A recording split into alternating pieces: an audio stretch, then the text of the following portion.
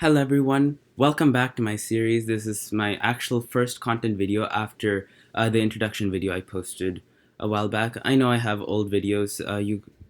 If you watch the introduction video, I explain everything in detail. But if not, I would highly suggest watching that because you might be a bit confused on why the screen looks different, why I'm doing pre-algebra even though I never did pre-algebra in the old videos. So if you want to get those mysteries cleared up, just watch the introduction video.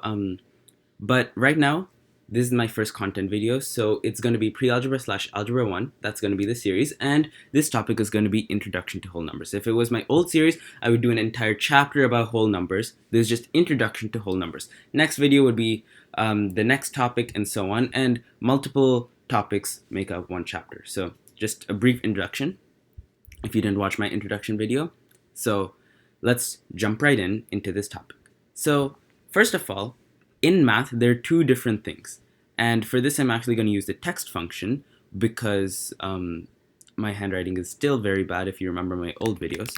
So there are two things. One is a variable, and the second is a constant. So let me just bring those closer together so I can explain more about them. Okay. As you can see, I'm still getting used to this new format, so further videos should probably progress more quickly, but for now, here it is. So variables and constants.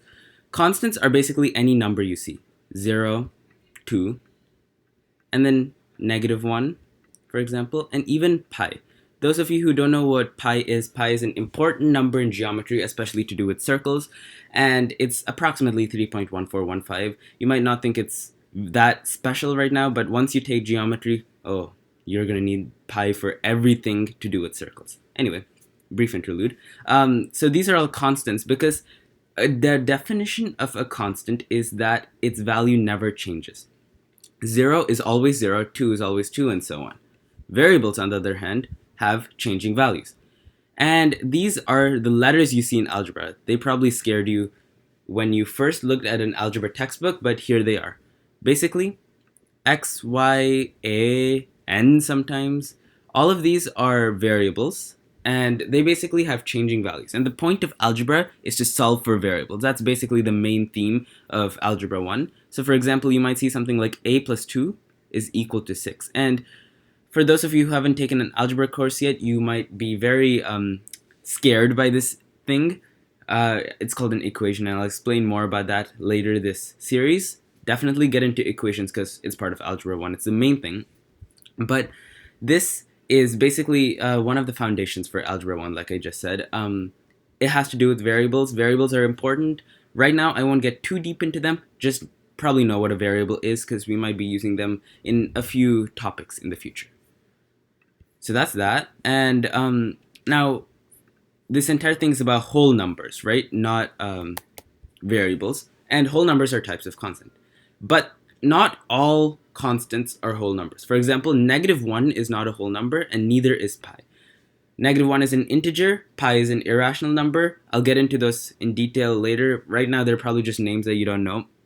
But for now, whole numbers are basically 0, 1, 2, 3, and I think you can see a pattern here. You keep on going all the way up to infinity.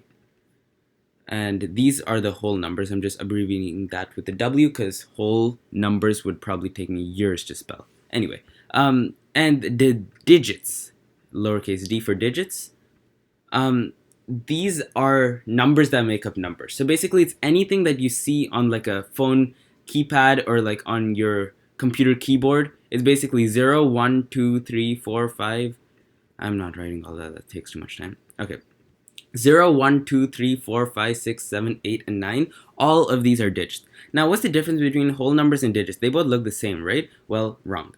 Let's say you have the whole number 849. And yes, that is a whole number because it's between 0 and infinity, and it's similar to these numbers. So the exact definition of whole number is actually not that easy without using like whole numbers and digits in the definition. It's kind of hard to understand, but this is a whole number, but it's not a digit because digit I just listed out from 0 through 9. But it's made up of 3 digits, 8, 4, and 9. Individually, these are digits. Together, they're a whole number. Now, that's that. And it's been 5 minutes, so this is probably the end of this first video. It's the first topic, and like I promised in the introduction video, I'm keeping these as short as possible.